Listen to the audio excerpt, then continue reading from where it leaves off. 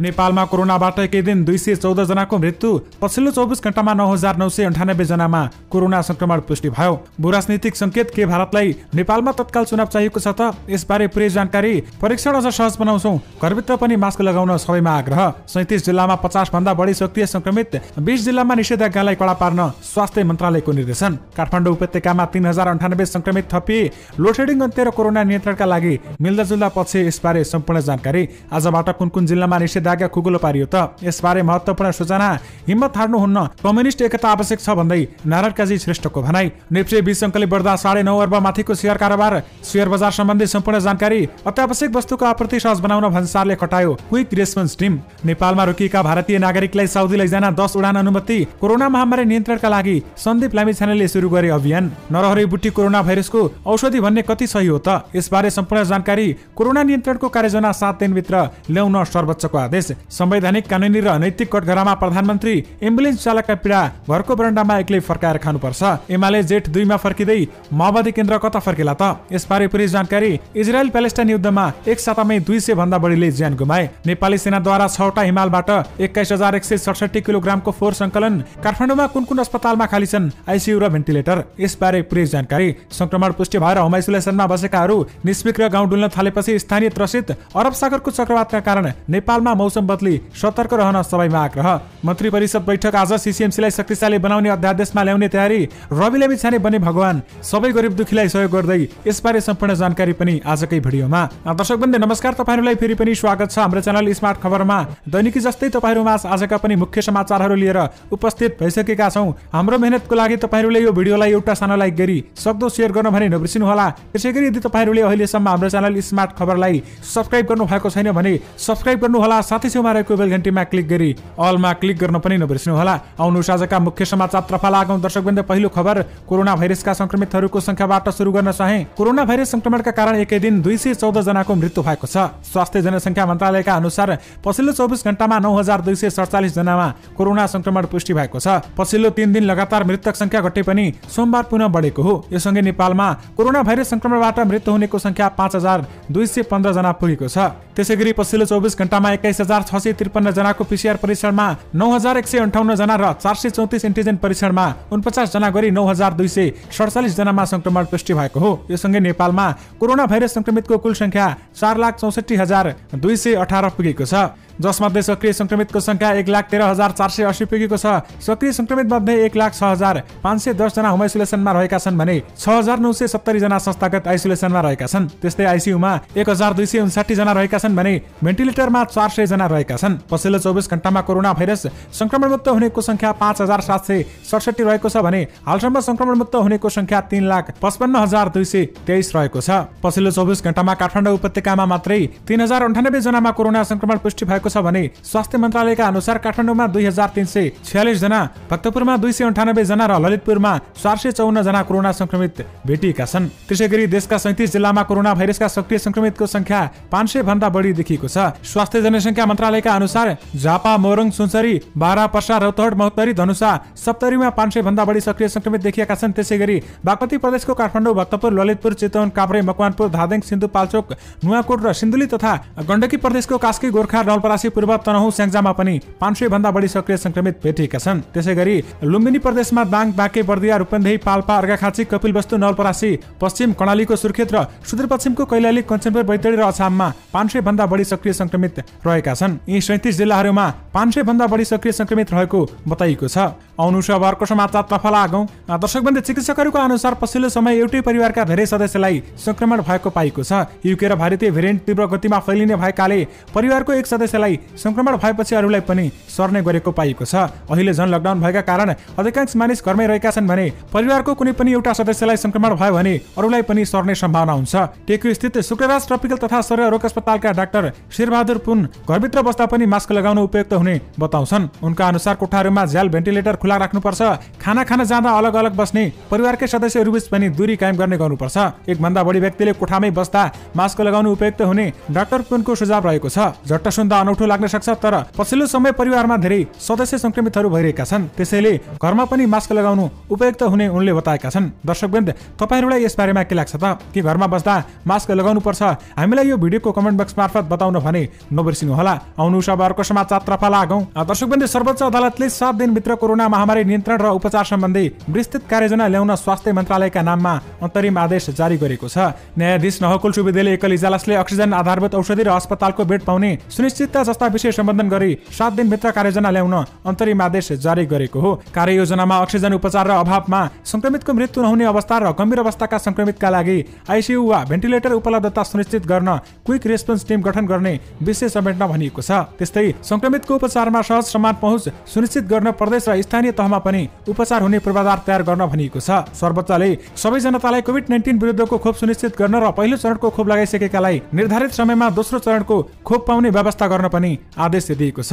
विशेष गरी कोरोना नियन्त्रणको कार्ययोजना 7 दिनभित्र ल्याउन सर्वोच्चले आदेश दिएको छ। आउनु अब अर्को समाचारतर्फ लागौं। दर्शकवृन्द, हाल पूर्वी मध्य अरब सागरमा रहेको शक्तिशाली चक्रवात ताउकतीका कारण मंगलबारदेखि देशैभरका धेरै स्थानमा सामान्यदेखि पूर्ण बदलीको सम्भावना रहेको छ। चक्रवातको प्रत्यक्ष प्रभाव नेपालमा नपरे तापनि अप्रत्यक्ष असर देखिने मौसम जल तथा मौसम विज्ञान विभाग पूर्वानुमान महाशाखाले जनाएको छ। चक्रवात अझ विकसित हुने क्रममा रहेको र हाल उत्तर पश्चिमतिर बढ्ने क्रममा रहेको छ। बुधबार बेलुकादेखि शुक्रबारसम्म कर्णाली, सुदूरपश्चिम गण्डकी र लुम्बिनी प्रदेशका धेरै स्थानमा हल्कादेखि मध्यम वर्षा र थोरै स्थानमा भारी वर्षाको सम्भावना रहेको महाशाखाले जनाएको छ। प्रदेश नम्बर 1, प्रदेश नम्बर 2 र बागमती प्रदेशका थोरै स्थानमा हल्कादेखि मध्यम वर्षाको सम्भावना रहेको बताइएको छ। नेपालमा चक्रवातको अप्रत्यक्ष प्रभाव मात्र रहने तथा ठूलो वर्षा र हावाहुरीको सम्भावना रहेको महाशाखाका वरिष्ठ मौसमविद प्रतिभा मानन्दरले जानकारी दिनुभएको छ। चक्रवातको प्रभाव शुक्रबारसम्म रहने समेत बताइएको छ। विशेष गरी अरब सागरको चक्रवातका कारण नेपालमा पनि मौसम बदली हुने भएको छ भने सतर्क रहन सबैमा अपील समेत गरिएको छ। आउनु अब अर्को समाचारतर्फ लागौं। दर्शकवृन्द, कोभिड-19 महामारी नियन्त्रणका लागि राष्ट्रिय क्रिकेट टिमका सदस्य सन्दीप लामिछानेले अभियान सुरु गरेका छन्। उनले सोमबार टिम सन्दीपको नामबाट अभियान सुरु गर्दै नगद 3 लाख रुपियाँ जम्मा गरेको जनाएका छन् भने कोरोना संक्रमणबाट नेपालमा मृत्यु हुनेको संख्या तीव्र गतिमा बढेको र देशले भयावह स्थिति सामना गर्नु परेकाले अभियान सुरु गरेको सन्दीपले उल्लेख गरेका छन्। सन्दीपले एकजुट भई आपसी सद्भाव र सहकार्यबाट कोरोना महामारी सामना गर्नुपर्ने बताएका छन् भने हाम्रो एकता, दृढ आत्मबल, सकारात्मक सोच, आपसी सद्भाव र सहकार्यले कोरोना विरुद्धको यो लडाईँ पक्कै पनि जित्न सक्छौं भन्दै उनले भनेका छन्। सन्दीपले सोमबारमै सेन्चुरी कमर्सियल बैंकमा खाता खोलेर अभियानको सुरु गरेका छन् भने उनले जम्मा भएको रकमबाट कोभिड संक्रमण रोकथाम, नियन्त्रण एवं संक्रमितको उपचारका निम्ति उपलब्ध गराउने उनले विश्वास व्यक्त गरेका छन्। सहयोगबाट प्राप्त रकम स्थानीय निकाय प्रशासन कार्यालयको रोहबरमा अति प्रभावित क्षेत्र स्थानीय निकायमा आवश्यकता तथा प्राथमिकताको आधारमा वितरण गरिने जानकारी गराउन चाहन्छौं भन्दै उनले भनेका छन्। विशेष गरी कोरोना महामारी नियन्त्रणका लागि सन्दीपले अभियान सुरु गरेका छन्। आउनु अब अर्को समाचारतर्फ लागौं। दर्शकवृन्द, आजबाट नेपालका कुन जिल्लामा निषेधाज्ञा खुकुलो पारियो र कुन जिल्लामा निषेधाज्ञा थपियो, साथै कुन जिल्लामा निषेधाज्ञामा थप कडाई गरिएको छ त? आउनुहोस् तपाईहरुलाई यस बारेमा पनि केही जानकारी दिउँ। कोरोना भाइरस संक्रमण नियन्त्रणका लागि देशका 74 देखि 75 जिल्लामा निषेधाज्ञा जारी गरिएको छ र अब निषेधाज्ञा नलागेका जिल्ला मनाङ, खोटाङ र तेह्रथुम मात्र रहेका छन्। कोरोना भाइरस संक्रमण तीव्र गतिमा फैलिएपछि प्रमुख जिल्ला अधिकारीहरूले आफ्नो जिल्लामा आंशिक र जिल्लाभर निषेधाज्ञाको आदेश जारी गरेका छन्। हाल मुस्ताङ, सप्तरी, धनकुटा, ताप्लेजुङ, काभ्रे जिल्लामा पनि आंशिक रूपमा मात्र निषेधाज्ञा लगाइएको छ भने 69 जिल्लामा भने जिल्लाभर निषेधाज्ञा रहेको छ। सबैभन्दा पहिले बाँकीमा वैशाख 13 गते, सुर्खेतमा वैशाख 14 गते, कास्कीमा वैशाख 15 गते र काठमाडौँ उपत्यकाका जिल्लामा वैशाख 16 गतेदेखि निषेधाज्ञा जारी गरिएको थियो। हिमाली जिल्ला मनाङमा निषेधाज्ञा लगाउनु पर्ने अवस्था नरहेको सहायक प्रमुख जिल्ला अधिकारी शारदा चालिसेले जानकारी दिएकी छिन् भने यहाँ मान्छे थोरै छ, संक्रमण फैलिने पनि जोखिम छैन, त्यसैले अहिलेसम्म निषेधाज्ञा लगाएका छैनौं भन्दै उनले भनेकी छिन्। त्यसैगरी स्वास्थ्य जनसंख्या मन्त्रालयले अझै केही हप्ता कोरोना भाइरस संक्रमणको चुनौती रहेको भन्दै 20 जिल्लामा निषेधाज्ञामा कडाई गर्न भनेको छ। मन्त्रालयका सहप्रवक्ता समीर कुमार अधिकारीले विज्ञप्ति निकालेर निषेधाज्ञा लागू भएका जिल्लामा पनि मानिसहरूको आवतजावत निरन्तर भइरहेको भन्दै संक्रमणको रोकथाम तथा नियन्त्रणका लागि प्रभावकारी भूमिका निभाउन सम्बन्धित निकायहरूलाई आग्रह गरेका छन्। मन्त्रालयले काठमाडौँ, रूपन्देही, ललितपुर, भक्तपुर, मोरङ, कैलाली, कास्की, बाँके, दाङ, चितवन, सुर्खेत, झापा, कञ्चनपुर, मकवानपुर, धनुषा, काभ्रेपलाञ्चोक, सुनसरी, पर्सा, बर्दिया, पाल्पा लगायतका जिल्लाहरूमा संक्रमण उच्च रहेको र संक्रमितहरू सार्वजनिक स्थानहरूमा खुल्ला रूपमा हिँडेको भेटिकाले यी जिल्लाहरूमा निषेधाज्ञामा थप कडाई गर्ने भनेको छ। कोरोना संक्रमित भएकाहरू खुल्ला रूपमा गाउँमा डुल्न थालेका र हिँड्न थालेकाले स्थानीय त्रसित समेत बनेका छन्। त्यसैले कोरोना पुष्टि भएका सबै मानिसहरू आफ्नो र आफ्नो समाजको लागि घरमै बस्नुहोला र सबैले सरकारले बनाएका सम्पूर्ण नियमहरू समेत पालना गर्नुहोला। त्यसैगरी दर्शकवृन्द, नेपालमा अहिलेसम्म निषेधाज्ञा खुकुलो पार्ने सम्बन्धी सरकारले कुनै पनि नियम बनाएको छैन। नेपालका जिल्लाहरूमा निषेधाज्ञा खुकुलो पार्ने सम्बन्धी नेपाल सरकारले केही जानकारी दियो भने तपाईहरुमाझ पक्कै पनि लिएर आउने नै छौं। आउनु अब अर्को समाचारतर्फ लागौं। दर्शकबन्धु, पुनः नियुक्तिपछि वैशाख 31 गते प्रधानमन्त्री केपी शर्मा ओलीले लिएको शपथ विवादमा परेको छ। वैशाख 31 गते शपथ ग्रहण गराउने क्रममा राष्ट्रपति विद्यादेवी भण्डारीले सत्यनिष्ठापूर्वक प्रतिज्ञा गर्छु भनिन्, तर प्रधानमन्त्री ओलीले सत्यनिष्ठापूर्वक मात्रै भने, तर प्रतिज्ञा गर्दछु भनेर उनले भनेनन्। राष्ट्रपतिले फेरि प्रतिज्ञा गर्छु भन्न सम्झाइन्, तर ओलीले त्यो पर्दैन भनिदिए। त्यतिखेर राष्ट्रपति भण्डारी हाँसेकी थिइन्। संविधानका ज्ञाताहरूले प्रधानमन्त्रीले संविधानको अनादर गरेको टिप्पणी समेत गरेका छन्। संविधानविद विपिन अधिकारीले प्रधानमन्त्री केपी शर्मा ओलीलाई पुनः शपथ लिन पनि सुझाव दिएका छन्। शपथ ख्याल गर्ने विषय होइन, ईश्वरका नाममा नेपाली जनताको नाममा लिन सक्नुहुन्छ, तर शपथ पूर्ण रूपमा लिनुपर्छ। अधिकारीले भने, हाम्रा प्रधानमन्त्रीले सिरियसली शपथ नलिएको देखियो भन्दै बताइएको छ। अधिकारी भन्छन्, म प्रतिज्ञा गर्छु भन्न नसक्ने प्रधानमन्त्रीले कसरी जनउत्तरदायी सरकार दिन सक्छ भन्ने प्रश्न उठेको छ र पुनः शपथ लिनुपर्ने माग गरेको छ भने प्रधानमन्त्रीले त्यति गरिदिँदा कुनै पनि आपत्ति हुँदैन भन्दै बताइएको छ। विशेष गरी पुनः नियुक्तिपछि वैशाख 31 गते प्रधानमन्त्री केपी शर्मा ओलीले लिएको शपथ विवादमा परेको छ। आउनु अब अर्को समाचारतर्फ लागौं। दर्शकबन्धु, नेपालमा अड्किएका भारतीय नागरिकलाई साउदी अरेबिया लैजान नेपाल सरकारले 10 वटा उडानको अनुमति दिएको छ।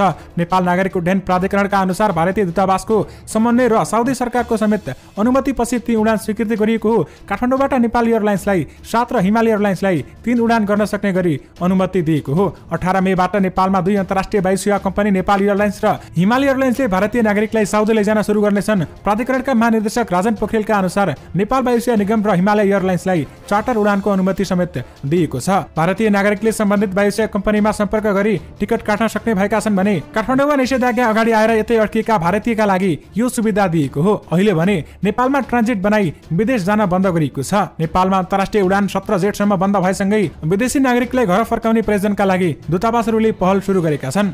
विशेष गरी नेपालमा रोकेका भारतीय नागरिकलाई साउदी लैजान 10 उडानको अनुमति दिएको छ। आउनु अब अर्को समाचारतर्फ लागौं।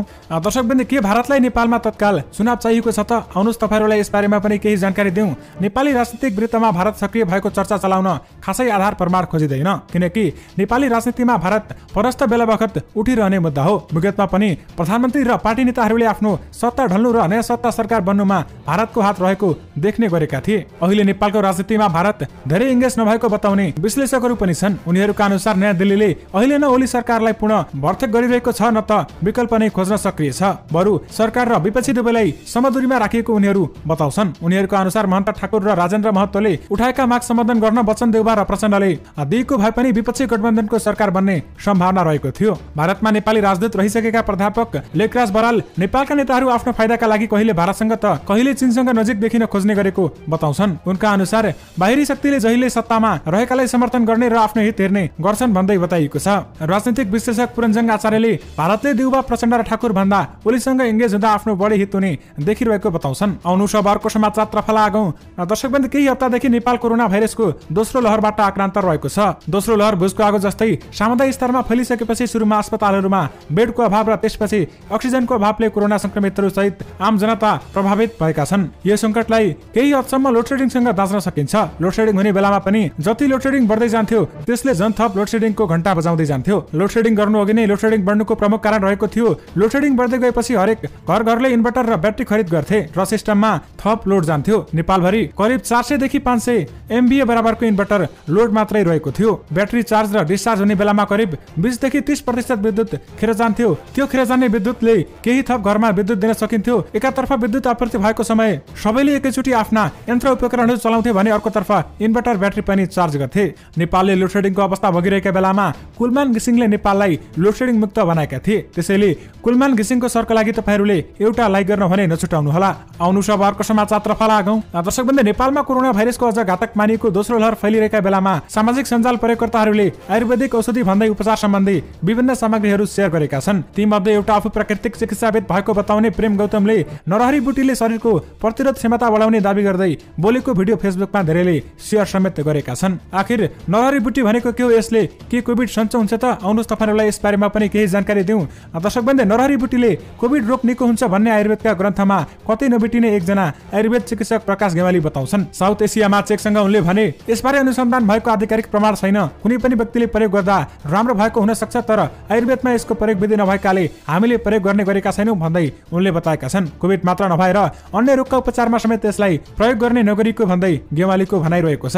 त्यसैगरी कुनै पनि जडीबुटी जथाभावी खाँदा त्यसको असर तत्कालै नदेखि पनि दीर्घकालमा भने हानि हुन सक्ने विज्ञहरू बताउँछन्। नेपाल सरकारको आयुर्वेद तथा वैकल्पिक चिकित्सा विभागले आयुर्वेद तथा वैकल्पिक माध्यमबाट संक्रमणको रोकथाम तथा व्यवस्थापनको लागि आयुर्वेद तथा वैकल्पिक चिकित्सा सम्बन्धी निर्देशिका जारी गरेको छ र त्यो पालना गर्न नेपाल सरकारले 2078 वैशाख 12 गते पत्राचार समेत गरेको थियो। आयुर्वेदिक औषधि सेवन गर्दा आयुर्वेदिक चिकित्सक विज्ञको सल्लाह अनुसार गर्नुपर्ने विज्ञहरूले बताएका छन्, नत्र यसले हामी सबैलाई हानि पुर्याउन सक्छ। त्यसैले चिकित्सकको सल्लाह अनुसार सबैले आयुर्वेदिक औषधि लिने गरौँ। आउनु सब अर्को समाचारतर्फ लागौँ। दर्शकबन्धु, कोरोना महामारीमा पनि ठूलो जोखिम मोलेर बिरामीको सेवा लागेका एम्बुलेन्स चालकहरूको पीडा निकै मर्मस्पर्शी रहेको छ। महामारीको समयमा सबैजना घरमा सुरक्षित भएर बस्दा संक्रमित हुने हो भन्ने थाहा पाउँदै पनि बिरामीका लागि दौडिरहेका एम्बुलेन्स चालकहरू आफूभन्दा बढी चिन्ता यो समयमा आफ्नो परिवारको रहेको बताउने गर्दछन्। मनभित्र जतिसुकै त्रास भए पनि काम गर्नुपर्ने बाध्यता रहेको उनीहरूले बताएका छन् भने बस्नका लागि अफिसकै व्यवस्था गरिएको भए पनि खाना खान घर जानुपर्ने भएका कारण छुट्टै त्रास हुन्छ। एम्बुलेन्स चालकले भने अनुसार परिवारसँग खाना खाने भलाकुसारी गर्ने रहर भए पनि घरको बरन्डामै खाना पकाएर फर्किनुपर्छ भन्दै उनीहरूको भनाइरहेको छ। विशेष गरी घरको बरन्डामा एक्लै खाना पकाएर खानुपर्छ भन्दै एम्बुलेन्स चालकहरूले भनेका छन्। आउनु सब अर्को समाचारतर्फ लागौँ। दर्शकबन्धु, कोरोना संक्रमित बिरामीले अस्पतालमा बेड नपाएको गुनासो गरे पनि सरकारले भने ठूलो संख्यामा बेड खाली रहेको जनाएको छ। कोरोना संक्रमितको उपचार गरिने काठमाडौँ उपत्यकाका 19 अस्पतालमा आइसोलेसन, आइसियु र भेन्टिलेटर खाली नै रहेको स्वास्थ्य मन्त्रालयले जनाएको छ। मन्त्रालयले हिजो दिउँसो सार्वजनिक गरेको विवरण अनुसार 19 अस्पतालमा 750 आइसोलेसन बेड खाली रहेका छन्। 221 आइसियु बेड र 69 भेन्टिलेटर पनि खाली रहेको मन्त्रालयले जनाएको छ। मन्त्रालयले सोमबार दिएको तथ्याङ्क अनुसार यी अस्पतालहरूमा आइसोलेसन बेडको कुल क्षमता 2386 रहेकोमा 1626 मा मात्रै बिरामीको उपचार भइरहेको जनाएको छ। ती अस्पतालहरू रहेका छन् सशस्त्र प्रहरी बल अस्पताल, वीरेन्द्र सैनिक अस्पताल र साथमा वीर अस्पतालमा पनि आइसियु र बेड खाली रहेको बताइएको छ भने भेन्टिलेटर पनि खाली रहेको बताइएको छ। त्यसैगरी काठमाडौँका अरू कुन अस्पतालमा खाली रहेका छन् त यसबारेमा थप जानकारी पाउनका लागि तपाईहरुलाई हामीले यो भिडियोको डिस्क्रिप्सनमा हाम्रो फेसबुक पेजको लिंक दिएका छौं। तपाईहरुले त्यहाँ गएर हामीलाई एसएमएस गर्नुभयो भने तपाईहरुलाई पक्कै पनि यो विवरण जानकारी गराउने छौं। आउनु सबरको समाचारतर्फ लागौं। दर्शकबन्द, इजरायल र प्यालेस्टाइन बीच जारी युद्धमा ज्यान गुमाउनेको संख्या 200 नागेको छ। गाजामा हमासको नेतृत्वमा रहेको स्वास्थ्य मन्त्रालयले एक हप्ता अघि सुरु गरेको युद्धमा परि ज्यान गुमाउनेको संख्या 200 पुगेको जानकारी दिएको हो। मन्त्रालयले जारी गरेको विज्ञप्तिमा भनिएको छ मरेका मध्ये 59 जना बालबालिका र 35 जना महिला पनि रहेका छन्। यस्तै 1305 जना घाइते समेत भएका छन्। विशेष गरी इजरायल प्यालेस्टाइन युद्धमा एकै सातामा 200 भन्दा बढीले ज्यान गुमाएका छन्। आउनु सबरको समाचारतर्फ लागौं। दर्शकबन्द, नेपाली सेनाले संयोजित नेपाल सरकारको सफा हिमाल अभियान 2021 कार्यक्रमले माउन्ट एभरेस्ट, लोथ्रे, मकालु, धौलागिरी, पुमरी र अमादब्लाम लगायतका 6 वटा हिमालहरूबाट फोहोर संकलनको हाफवे मार्ग सफलतापूर्वक सम्पन्न गरेको छ। यस टोलीमा अनुभवी शेर्पाहरू समर्थकको रूपमा र नेपाली सेना गरी जम्मा 112 जना सदस्यहरू रहेका छन्। यस अभियान औपचारिक रूपमा अप्रिल 13, 2021 मा सुरु भएको थियो र हालसम्ममा 6 वटा हिमालहरूमा 21167 किलोको फोहोर संकलन गरिएको छ, जसमा 1868 किलोको बायोडिग्रेडेबल फोहोर र 19249 किलोको नन बायोडिग्रेडेबल फोहोरहरू समावेश रहेका छन्। टोलीले संकलन गरेको फोहोरहरूमा खारेज गरिएको अक्सिजन ट्याङ्क पनि परित्याग गरिएका टेन्टहरू, खाद्यान्न container, plastic, glass, aluminium, electronic फोहोरहरू समावेश रहेका छन्। विशेष गरी नेपाली सेनाद्वारा 6 वटा हिमालबाट 21167 किलोग्रामको फोहोर संकलन गरिएको छ। आउनु सबरको समाचारतर्फ लागौं। दर्शकबन्द, रवि लामी छानेले फेरि फेसबुक मार्फत एउटा जानकारी दिनुभएको छ। जनमित्री अस्पताल व्यवस्थित हुँदैछ।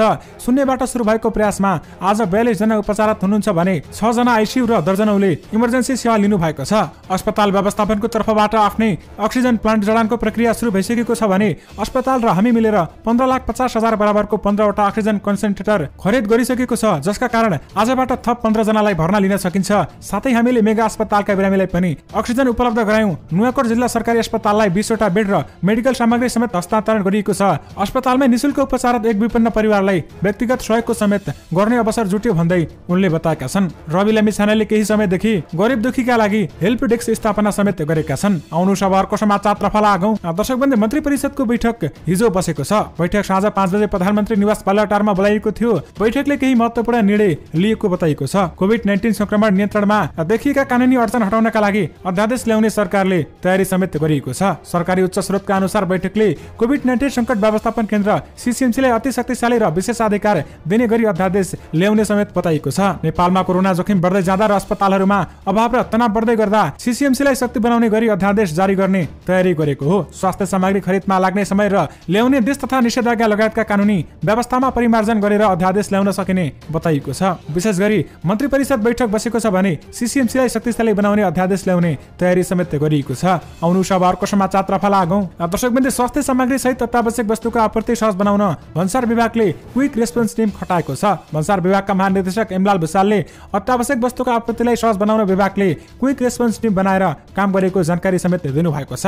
भन्सार प्रशासनले कोरोना महामारीमा खेलेको भूमिका सम्बन्धमा सोमबार आयोजित भर्चुअल छलफलमा कार्यक्रममा उनले यस्तो जानकारी गराएका हुन् भने अर्थमन्त्री विष्णु प्रसाद पौडेल सहितको आजको बैठकमा कोरोना रोकथाम र उपचारसँग सम्बन्धित सामग्रीको भन्सार जाँच पास छिटो र छरितो बनाउन निर्देशन समेत दिएको छ। विशेष गरी अत्यावश्यक वस्तुको आपूर्ति सहज बनाउन भन्सारले क्विक रेस्पोन्स टिम खटाएको छ। आउनु अब अर्को समाचारतर्फ लागौं। दर्शकवृन्द, नेकपा माओवादी केन्द्रका नेता नारायण काजी श्रेष्ठ प्रकाशले अझै पनि कम्युनिस्ट पार्टीहरूबीच एकता आवश्यकता रहेको बताएका छन्। विदेशी शक्तिका साथै एकताको मर्म नबुझ्ने प्रवृत्तिले एकतामा भाँजो हालेको समेत उनले बताएका छन्। एमाले र माओवादी केन्द्रले राजनीतिक परिवर्तनको रक्षा गरी राष्ट्रिय स्वाधीनता सुदृढ गर्ने, सामाजिक आर्थिक रूपान्तरण गर्ने र समाजवाद स्थापना गर्ने लक्ष्यका साथ पार्टी एकता गरेको भए पनि विदेशी शक्तिको योजनामा फुटाइको उनले दावी समेत गरेका छन्। हाम्रो उद्देश्यलाई कायमै राख्नुपर्ने सोमबार न्युज एजेन्सी नेपालसँग कुरा गर्दै माओवादी केन्द्रका नेता श्रेष्ठले भने पार्टी एकता एकचोटि विदेशी र देशभित्रका पार्टी एकताको मर्म नबुझ्ने र जनताप्रति गम्भीर र इमानदार नहुने प्रवृत्तिले पार्टी एकतालाई विभाजनमा पुर्यायो भनेर कम्युनिस्टहरूको एकता काम नलाग्दो रहेछ भन्न सोच्नु गलत हुने उनले बताएका छन्। त्यसैगरी एमाले जेठ 2 मा फर्किने भएको छ भने माओवादी केन्द्र कता फर्केला त? यस सम्बन्धी जान्न समेत जनचासो बढिरहेको छ। आउनु आजको अन्तिम समाचारतर्फ लागौं। दर्शकवृन्द, तपाईहरुमा आजको शेयर बजार सम्बन्धी पनि केही जानकारी दिन चाहे। अघिल्लो दिन 54 अंकले बढेको नेप्से परिसूचक आज 20.7 अंकले उकालो लागेको छ। नेप्से परिसूचक 2 दिन लगातार दोहोरो अंकले बढेर 2759.21 अंकमा पुगेको छ। आज क वर्गका कम्पनीहरूको कारोबार मापन गर्ने सेन्सिटिभ इन्डेक्स पनि 4.35 अंकले वृद्धि भएको छ भने अघिल्लो दिन 10 अर्ब माथिको शेयर कारोबार भएकोमा आज पनि 9 अर्ब 57 करोड रुपियाँ माथि कारोबार रकम पुगेको छ। नेपाल स्टक एक्सचेन्जमा कारोबार हुने अधिकांश कम्पनीहरूको शेयर मूल्य आज पनि बढेको छ। आईपीओ सूचीकृत फाइल गत्तै लगातार बढिरहेको रुरु जलविद्युत कम्पनीको शेयर मूल्यमा आज पनि सकारात्मक सर्किट लागेर प्रतिकिता 968 रुपियाँ पुगेको छ। समता घरेलु, लघुवित्त तथा राधे जलविद्युत सहित 11 कम्पनीको शेयर मूल्य आज 9% भन्दा धेरैले बढेको छ। दर्शकवृन्द, सँगै तपाईहरुमा आजका सबै मुख्य समाचारहरू राखिसकेका छौं। फेरि पनि तपाईहरुमा नयाँ रिपोर्टहरूको साथमा उपस्थित हुने नै छौं। अहिलेलाई भने मलाई बिदा दिनुस्।